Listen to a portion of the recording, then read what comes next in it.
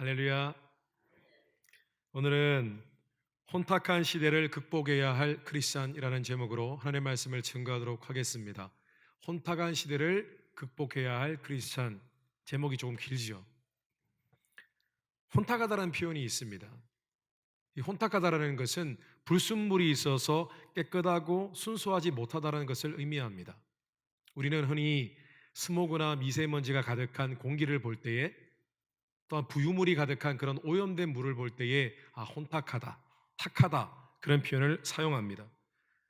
그런데 이 복잡하고 혼란스러운 이 세상을 바라볼 때도 우리는 세상이 참 혼탁한데, 탁하다, 그런 표현을 사용할 수 있습니다. 뿐만 아니라 신앙적인 부분 그리고 영적인 부분에 있어서도 우리는 동일하게 그런 표현을 사용할 수가 있습니다. 진리가 타협되고 신앙의 열심과 열정을 잃어버리고 신앙의 행위만 남은 그런 상황, 신앙의 능력이 없는 그런 영적인 분위기, 신앙의 본질을 잃어버리고 순수함이 사라진 시대, 그런 영적인 상태를 우리는 혼탁하다라고 표현할 수 있다는 것입니다. 예수님께서 이 땅에 계셨을 때에 그 시대는 매우 사회적으로 영적으로 혼탁한 상황이었습니다. 이스라엘 나라는 벌써 로마 제국의 통치하에 있었고, 그들은 사실상 나라의 주권을 잃어버린 그런 상황이었습니다. 그런데 영적으로도 매우 혼탁한 시대가 바로 예수님이 계시던 시대였습니다. 이 유대인들은 수천 년 동안 내려온 하나님의 조상들로부터 물려받은 신앙의 유산을 간직하고 있었습니다. 그런데 그들은 신앙의 본질을 상실했습니다. 그저 종교적인 행위, 습관만 남아 있었습니다. 마치 그들의 신앙은 껍데기밖에 없는 그런 신앙이었습니다. 신앙의 매너리즘에 빠져 있었고 아무런 능력 없는 그저 그런 신앙생활이 바로 그들이 해냈던 신앙생활이었다는 것입니다. 성도 여러분, 지금 우리가 살아가는 이 시대도 혼탁한 시대입니다. 사회적으로 혼탁합니다. 무엇이 옳고 그런지가 분별하기가 무척 힘든 시대를 우리가 살아가고 있다는 것입니다. 뿐만 아니라 신앙적으로 영적으로도 혼탁한 시대를 우리가 살아가고 있습니다. 한때에 영적인 부흥이 있었던 많은 나라들, 많은 족속들, 이제는 신앙의 쇠락의 길을 걸어가고 있습니다. 개인의 신앙도 마찬가지입니다. 종교적인 행위만 남고 신앙생활의 능력을 잃어버린 그런 크리스찬들이 나날이 늘어가고 있습니다. 그저 예배만 드리고 교회만 왔다 갔다 하는 신앙인들 너무나 많이 있습니다. 그런데 더 무서운 것은 신앙생활의 능력이 사라져가고 있다는 것입니다. 세상을 이길 힘을 잃어버리고 있다는 것입니다. 그래서 오늘 말씀에 베데스다 연못에 있었던 이 사건을 통해서 우리가 살아가는 이 혼탁한 이 시대 가운데 우리가 여전히 신앙의 능력과 순수성을 회복하고 지켜낼 그런 신앙의 기준을 몇 가지 나누고 묵상하는 시간 갖도록 하겠습니다. 첫째로 우리는 무엇이 문제인지를 아는 신앙생활을 해야 합니다. 다시 말씀드리겠습니다. 우리는 무엇이 정말 문제인지를 아는 신앙생활을 해야 합니다. 예수님 당시에 예루살렘 성벽 북쪽에는 The Gate of Sheep, 양들의 문이라는 문이 있었습니다. 그런데 그 문에는 많은 병자들이 살았습니다. 왜냐하면 그 문 가까이에 베데스다 연못이라고 하는 기적의 연못이 있었기 때문입니다. 놀랍게도 이 베데스다 연못에는 가끔씩 물에 소용돌이가 일어납니다. 잔잔하던 물이 갑자기 소용돌이가 일어나고 갑자기 물결을 치게 되어지면 사람들은 그 순간 천사가 임한다고 믿었습니다. 그런데 그때에 단 한 사람, 그 물이 있는 것을 보고 들어가서 제일 먼저 물에 몸을 담근 사람, 그 사람의 질병이 치유되는 역사가 있었습니다. 분명한 것은 이 소문이 헛소문이 아니었다는 사실입니다. 헛소문이 아니었기 때문에, 간헐적으로 기적이 일어났기 때문에 아마 많은 병자들이 그곳에 모였을 것입니다.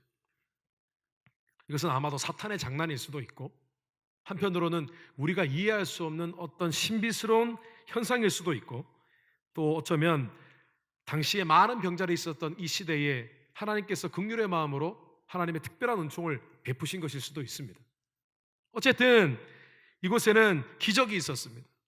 이 베데스다 연못은 기적의 연못이었습니다. 그런데 이곳에 많은 병자들 가운데 최고참격인 38년 동안 병을 앓아온 한 사람이 있었습니다. 이 사람도 언제부터인지는 모르겠지만은 그가 질병이 있었고 고통스러울 때에 베데스다 연못에 기적이 일어난다는 소식을 듣고 그곳에 거처를 옮겼습니다. 이 베데스다 연못 근처에 가까이에 있는 행각에 자리를 틀고 그곳에서 기거하면서 물이 동하는지 동하지 않는지만 살펴보면서 그렇게 오랫동안 살았습니다. 그런데 어느 날 예수님께서 이 38년 된 병자를 만나 주셨습니다. 그런데 예수님께서 이 병자를 만나 주시고 단박에 그를 병원에서 치유해 주신 것이 아니라 그에게 한 가지 질문을 던지셨습니다. 그런데 이 질문이 매우 흥미로운 질문입니다. 예수님께서 이 38년 된 병자에게 내가 병이 낫고자 하느냐라고 질문하셨습니다. 영어로 보니까 Do you want to be get well? 더 좋아지기를 원하느냐? 나아지기를 원하느냐? 질병에서 자유하기를 원하느냐? 그렇게 물었던 것입니다. 그런데 이 질문이 이상하지 않습니까? 왜 이런 질문을 합니까? 38년 동안 질병을 앓았던 사람입니다. 얼마나 질병에서 자유하고 싶었겠습니까? 얼마나 그 병을 고치고 싶었겠습니까? 오죽했으면은 자신의 집을 떠나서 베데스다 연못 근처에 있는 행각 근처에 자리를 틀고 그곳에서 기거했겠습니까? 그런데 예수님께서 네가 정말 낫기를 원하느냐? 라고 물으신 것입니다. 차라리 여보시오, 얼마나 고생하셨어. 이제 내가 당신을 치료해 드리리다. 이렇게 말씀하시는 것이 더 어울리는 말씀 아니겠습니까? 왜 예수님께서 지금까지 38년 동안 질병을 앓아오면서 마음에 애타해 왔던 이 사람에게 네가 정말 질병에서 자유하기 원하느냐라고 질문하셨을까요? 왜냐하면은 이 병자는 병이 낫기를 원하는 마음은 있었지만은 그 병을 완전히 낫고 그리고 그 병에서 자유하기를 원하는 간절한 마음은 없었던 것입니다. 성도 여러분, 고난과 고통도 너무 오래 지속되면은 익숙해집니다. 마음에 어떤 변화를 바랍니다. 무엇인가 잘 되기를 바랍니다. 기적이 일어나기를 바랍니다. 그런데 사실 그 마음은 뭔가 바라고 찾는 열정을 상실한 마음이 되어지는 것입니다. 38년 된 병자는 처음에는 아마도 병이 너무 낫고 싶어서 그 질병에서 자유하기 원했을 것입니다. 간절히 바랬을 것입니다. 그래서 베데스다 연못에 기적이 일어난다는 소식을 듣고 짐을 다 싸서 그 행각 근처에 자리를 틀었을 것입니다. 그리고 날마다 잠도 자지 않고 베데스다 연못을 바라보았을 것입니다. 언제 물이 동하나. 그런데 매번 맨 먼저 몸을 담그는 일에 실패했을 것입니다. 물이 동하는 일도 많지 않았을 뿐만 아니라 실제로 물이 동할 때에 뛰어가는 사람, 그런 1등 근처에도 미치지 못했습니다. 그런 생활이 몇 달, 몇 년이 흘렀을 것입니다. 그리고 어느 순간부터 1등으로 들어가 보겠다는 생각 자체를 버리게 되었을 것입니다. 마음 가운데 확신이 없어지고 소망이 없어지고 어느 정도의 소망은 있는데 열정은 잃어버렸을 것입니다. 그리고 갈수록 점점 자신이 자리를 튼 이 행각 근처의 그 처소가 점점 익숙해져 갔을 것입니다. 그리고 이제는 그저 같이 모여있는 병자들하고 같이 대화를 나누면서 식사를 하고 다과를 나누고 인생에 대해서 논하고 세상에 대해서 이야기하는 그런 삶에 익숙하게 되어졌을 것입니다. 결국 그의 문제는 38년 된 질병이 아니었던 것입니다. 예수님께서 그에게 네가 병이 낫기를 원하느냐라고 질문하셨던 이유는 그가 사실은 열정을 잃어버렸고 신앙의 열심을 잃어버렸던 그 모습에 대해서 예수님께서는 말씀하고 계셨던 것입니다. 그의 문제는 다름 아닌 신앙의 문제였던 것입니다. 그런데 정말 놀라운 사실은 그 자리에 다른 모든 병자들이 바로 이 38년 된 병자의 모습과 같았다라는 것입니다. 성도 여러분, 오늘 베데스다 연못에 이 많은 병자들의 모습이 오늘날 이 혼탁한 시대를 살아가는 크리스찬들의 전형적인 모습입니다. 우리에게도 세상 사람들과 마찬가지로 많은 인생의 고민들이 있습니다. 문제들이 있습니다. 고통들이 있습니다. 그 문제를 해결받기를 원합니다. 기적이 일어나기를 원합니다. 하나님께서 무언가를 해주기를 바랍니다. 그래서 기도 부탁도 해보고 같은 크리스찬들과 함께 그 문제와 고민에 대해서 이야기를 나누기도 합니다. 그런데 그러한 우리가 바랬던 하나님의 역사와 기적이 우리의 간증이 되어지지 못합니다. 그저 먼 이야기, 저 멀리 있는 어떤 독특한 크리스찬들의 경험했던 그런 간증으로만 들릴 뿐입니다. 왜 그렇습니까? 마음에 하나님의 축복에 대한 소원함은 있으나 사실은 그 마음 가운데 그것을 간절히 원하는 마음이 없었고, 그것을 위해서 기도하는 모습이 없었고, 신앙적으로 문제가 있었던 것입니다. 정작 우리의 문제는 우리 삶 가운데 어떤 고난과 고통이 있는 그 문제가 아니라 우리에게 있었던 진정한 문제는 신앙의 문제였던 것입니다. 우리가 문제라고 여겼던 일들이 문제가 아니라 제대로 믿지도 않고 바라지도 않고 기도하지도 않고 하나님께 열심내지도 않았던 모습, 그것이 문제 중에 문제였던 것입니다. 성도 여러분, 크리스찬에게 있어서 직장의 문제, 사업의 문제, 자녀의 문제, 관계의 문제, 그 문제가 진짜 문제가 아닙니다. 진짜 문제는 그 문제들을 해결케 할 수 있는 그 무언가, 그 문제를 해결케 할 수 있는 신앙의 능력을 우리가 상실했기 때문입니다. 우리가 바라고 있지만은 그 문제를 해결할 만한 열심, 하나님을 사모하는 열심, 하나님을 향한 믿음, 하나님께 매달리는 열정, 이런 것들이 우리에게 없었던 것이고, 그렇기 때문에 우리 안에 신앙의 능력을 상실했던 것입니다. 오늘 38년 된 병자도 그에게의 문제는 38년 동안 있었던 고질병이 아니었습니다. 그의 문제는 신앙의 문제였습니다. 오늘 그가 치유되고 난 뒤에 다시 예수님을 만났습니다. 그때 예수님께서 이런 말씀을 하셨습니다. 그 후에 예수께서 성전에서 그 사람을 만나 이르시되, 보라, 내가 나았으니 더 심한 것이 생기지 않게 다시는 죄를 범하지 말라 하시니라. 이 38년 된 병자는 노화로 인해서 생긴 질병을 갖고 있는 것이 아니었습니다. 식습관이 잘못되어서 운동하지 않아서 질병이 생긴 것이 아니었고, 그에게 죄가 있었습니다. 하나님 앞에 해결받지 못한 죄가 있었고, 그 죄를 가지고 38년 동안 한 번도 하나님 앞에 회개하지 않았습니다. 하나님 앞에 꺼내놓고 그 죄의 문제를 다루지 않았습니다. 그에게 신앙적인 문제가 있었기 때문에 그에게 질병이 임했던 것입니다. 물론 모든 질병이 신앙적인 문제로 일어나는 것은 아닙니다. 그런데 그에게 있어서만큼은 질병이 문제가 아니라 신앙적인 문제, 하나님께 회개하지 못한 문제였던 것입니다. 그러므로 성도 여러분, 우리는 우리의 신앙의 문제부터 고민하고 그 문제를 다루어 가기 시작해야 합니다. 성도 여러분, 우리 신앙적인 문제 단 한 가지를 한번 나누어 보았으면 좋겠습니다.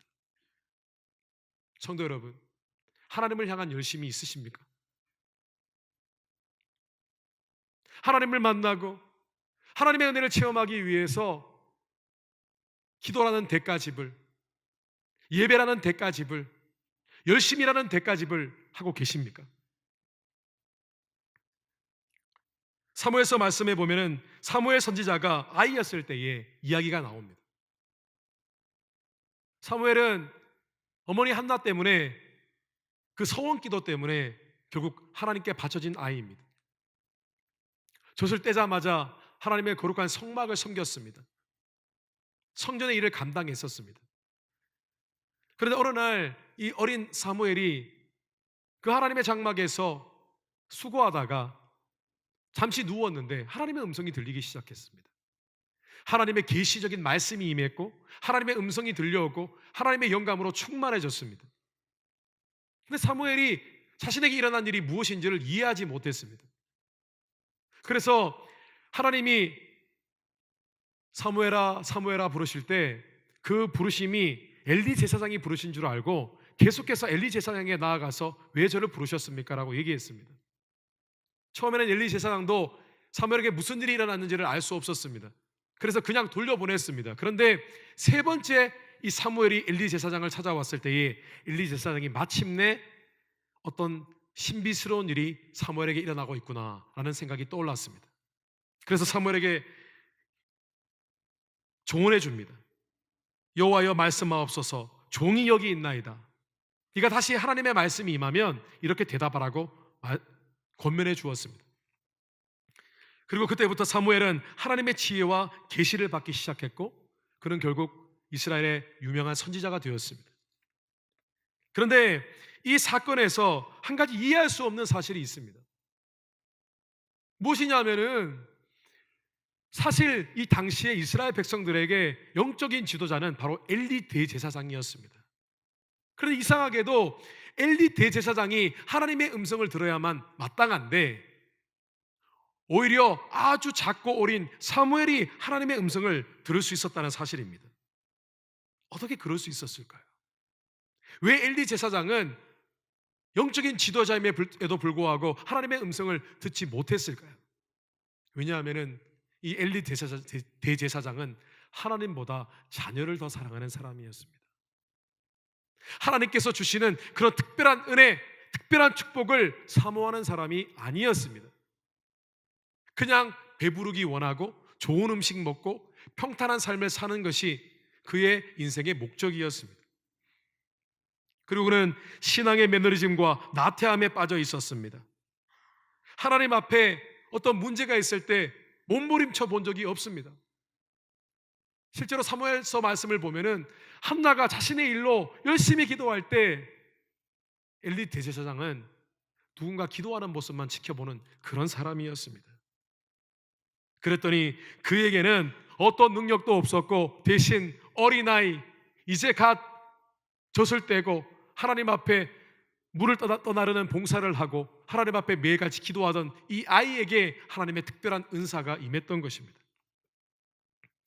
실제로 이 엘리 대제사장의 모습은 오늘날 당시 영적으로, 오늘날뿐만 아니라 당시 영적으로 혼탁했던 이스라엘 나라의 전체의 영적인 분위기를 대변하는 모습이었습니다. 사무엘상 3장 1절 2절에 아이 사무엘이 엘리 앞에서 여호와를 섬길 때에는 여호와의 말씀이 희귀하여 이상이 흔히 보이지 않았더라. 엘리의 눈이 점점 어두워가서 잘 보지 못하는 그가 자기 초소에 누웠고 하나님의 등불은 아직 꺼지지 아니하였으며 사무엘은 하나님의 궤에 있는 여호와의 전 안에 누웠더니 여호와께서 사무엘을 부르시는지라 그가 대답하되 내가 여기 있나이다. 사무엘이 하나님의 음성을 들었던 것, 하나님의 영으로 충만했던 것, 하나님의 감동으로 충만했던 것, 그것은 먼 이야기가 아닙니다. 오늘 이 시대에도 하나님이 부어주신 축복들 가운데 하나일 뿐입니다. 우리는 하나님의 음성을 들을 수 있습니다. 하나님의 감동으로 충만할 수 있습니다. 그런데 엘리 제사장 사무엘에게 있었던 일은 너무나 당연한 결과였습니다. 엘리 제사장은 저녁이 되면 처소에 눕기에 바빴습니다. 그런데 사무엘은 하나님의 궤가 있는 그 전에 나아가서 기도하다가 잠이 들었습니다. 성도 여러분, 우리가 하나님의 축복과 은사, 많은 은혜들을 충만히 누리지 못하는 이유는 다른 것이 아니라 우리에게 하나님 앞에 거룩하려고 애쓰는 모습, 기도하는 모습, 신앙의 열심을 내는 모습이 없었기 때문이었던 것입니다. 성도 여러분, 우리의 문제가 무엇입니까? 우리가 안고 가는 그런 고민되는 문제, 그 문제들이 문제의 전부가 아닙니다. 우리의 진짜 문제는 내면에 있었던 것입니다. 우리 자신에게 있었던 것입니다. 우리의 정말 문제는 신앙의 문제였던 것입니다. 우리가 나태했고, 우리가 게을렀고, 우리가 기도하지 않는 것, 우리가 은밀하고 습관적인 죄에 빠져 있는 것, 우리가 열심을 내고 믿고 하나님께 매달리지 않았던 것, 그것이 문제였던 것입니다. 그것이 문제가 되었기 때문에 우리에게 있던 다른 문제들이 해결되지 못했던 것입니다. 충만한 축복을 누리지 못했던 것입니다. 성도 여러분, 우리의 신앙의 문제들, 그 문제를 진정한 문제로 여기시고 그 문제를 다뤄가시며 해결하실 때에 하나님의 능력을 다시 회복하게 되시기를 주님 이름으로 축원합니다. 둘째로, 우리는 무엇을 구해야 할지를 아는 신앙생활을 해야 합니다. 무엇이 문제인지를 아는 신앙생활을 하고 있다면 우리는 이제 정말 무엇을 구해야 할지를 아는 신앙생활을 해야 합니다. 오늘 말씀에 나오는 것처럼 수많은 병자들이 베데스다 연못 근처에 있는 행각에 모여서 자리를 들고 병이 낫기만을 간절히 바랬습니다. 그런데 정황상 그곳에서 실제로 베데스다 연못에 몸을 담궈서 질병을 치유받는 사람들이 많지 않았던 것 같습니다. 있기는 있었지만 많지 않았을 것입니다. 물이 동할 때도 자주 없고, 또 물이 동해도 결국 수많은 병자들 가운데 제일 먼저 물에 들어가는 사람만 질병을 치유받았기 때문에 확률이 매우 적었습니다. 그런데도 그들은 그 다 한 가지의 가능성 때문에 이 베데스다 연못에 모였습니다. 그런데 한 가지 궁금한 것은, 그들이 그렇게 확률 적은 기적을 바라면서 그렇게 간절히 자리를 틀고 있었음에도 불구하고 왜 하나님의 성전으로는 나오지 않았을까? 왜 전능하신 하나님께는 나아가서 기도하지 않았을까? 그 점이 몹시 궁금합니다. 왜 그들은 성전 앞에 나아가서 그곳에 자리를 깔아놓고 기도하는 모습이 없었을까? 그런데 아이러니하게도 결국 38년 된 병자의 문제는 베데스다 연못에서 해결된 것이 아니라 예수 그리스도를 만남으로 문제가 해결되었던 것입니다. 오늘 8절 9절 말씀에 예수께서 이르시되 일어나 내 자리를 들고 걸어가라 하시니 그 사람이 곧 나아가서 자리를 들고 걸어가니라. 우리는 종종 주객이 전도된 신앙생활을 할 때가 있습니다.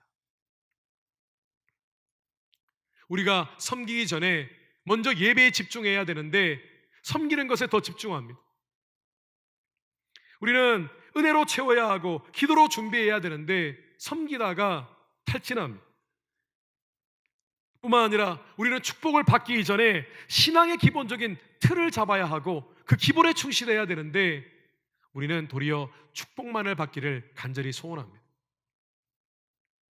그런데 무엇보다 더 심각한 것은 예수 그리스도를 사랑하고 그분을 사모하는 것, 그분의 얼굴을 구하는 것이 더 중요한데 우리는 하나님께 받을 축복만에 관심을 갖고 있습니다. 성도 여러분, 예수님을 믿는 자들은 주님을 가장 사랑해야 합니다. 주님의 얼굴을 구해야 합니다. 주님의 인재, 주님이 내게 주시는 감격, 사랑, 내 안에 임하는 하나님의 은혜, 이것이 우리 삶의 목적이 되어야 합니다. 그것이 가장 중요하다는 것입니다. 주님을 가장 사랑할 때에 다른 모든 축복들이 함께하는 것입니다. 마태복음 22장 37절 말씀에 예수께서 이르시되 내 마음을 다하고 목숨을 다하고 뜻을 다하여 주 너희 하나님을 사랑하라. 신명기 4장 29절에 그러나 내가 거기서 내 하나님 여호와를 찾게 되리니 만일 마음을 다하고 뜻을 다하여 그를 찾으면 만나리라. 에베소서 6장 24절 말씀에 우리 주 예수 그리스도를 변함없이 사랑하는 모든 자에게 은혜가 있을지어다. 성도 여러분, 신앙생활의 생명이 무엇입니까? 생명은 주님을 사랑하는 것입니다. 우리를 구원하신 예수 그리스도, 그 예수 그리스도만 간절히 바라고 사모하는 것입니다. 그분의 임재가 내게 가까이 있는 것, 그것만을 소원하는 것, 그것이 신앙생활의 생명이요 이유라는 것입니다. 그런데 그렇게 할 때에 신앙의 능력이 임하기 시작하는 것입니다. 축복이 함께하기를 되는 것입니다. 성도 여러분, 혹시 성 프란시스라는 사람을 알고 계십니까? 11세기, 12세기에 로마 가톨릭 수사가 된 사람입니다. 이 사람은 이탈리아 아시시에 사는 어떤 부유한 상인의 아들이었습니다. 그래서 방탕한 생활을 했습니다. 그러다가 하나님을 만났습니다. 회심했습니다. 그리고 곧바로 하나님에 대한 사랑에 깊이 빠졌습니다. 예수님을 너무 사랑하게 되었습니다. 그래서 그 사람의 인생의 목적은 오직 하나님을 사랑하는 것, 주님을 사랑하는 것, 그리고 주님 앞에 더 거룩한 마음과 몸을 갖고 살아가는 것, 그것이 인생의 목적이었습니다. 그렇다고 그가 하나님을 섬기지 않은 사람이 아닙니다. 많은 불쌍하고 가난한 사람들, 고아들을 섬긴 사람이었습니다. 그런데 그는 다른 무엇보다 주님을 사랑하는 신앙생활에 초점을 맞췄고 날마다 하나님께 기도했습니다. 근데 어느 날 기도를 하는데 주님께 사랑을 고백하며 기도하는 가운데 마음속에 여전히 남아있는 육신의 정욕, 안목의 정욕, 이색의 자랑이 있다는 사실을 깨닫게 되었습니다. 그것을 깨닫는 순간 그 자리에 가만히 있을 수 없었습니다. 하나님 앞에 몸부림치면서 회개했습니다. 또 회개했습니다.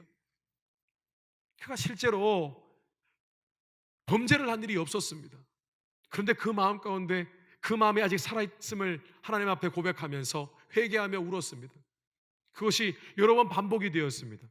그러다가 어느 날 너무 마음을 주체할 수 없어서 자신의 몸을 가시가 가득한 장미밭에 자신의 몸을 던졌습니다. 거기서 떼굴떼굴 구르면서 하나님께 절규했습니다. 회개했습니다. 하나님 사랑이 더 중요합니다. 하나님께 더 거룩한 사람이 되기를 원합니다. 라고 그렇게 기도했습니다. 그런데 어느 날 놀라운 일이 일어났습니다.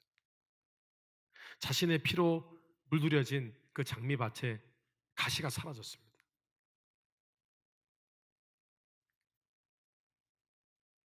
그의 이야기에 의하면 어느 날 기도하는데 하나님께서 프란시스야, 네가 나를 참 사랑하는구나.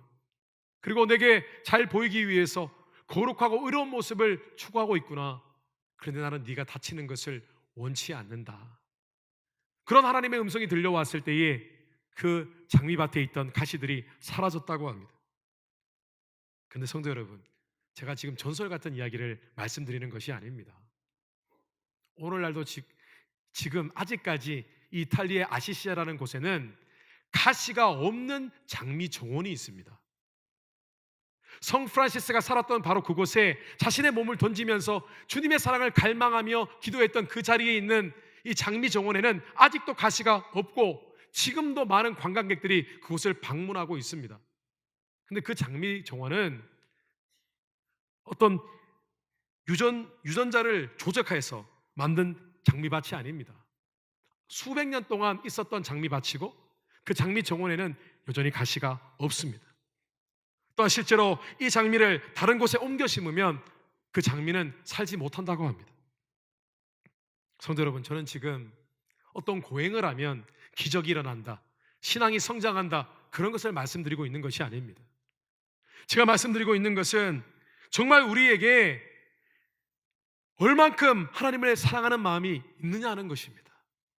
우리가 신앙생활하면서 얼만큼 주님께 초점을 맞추고 신앙생활을 하고 있느냐는 것입니다. 얼만큼 주님을 사랑하고 다른 받을 축복이 아니라 주님만을 사랑하고 주님의 이름만을 구하고 있느냐는 것입니다.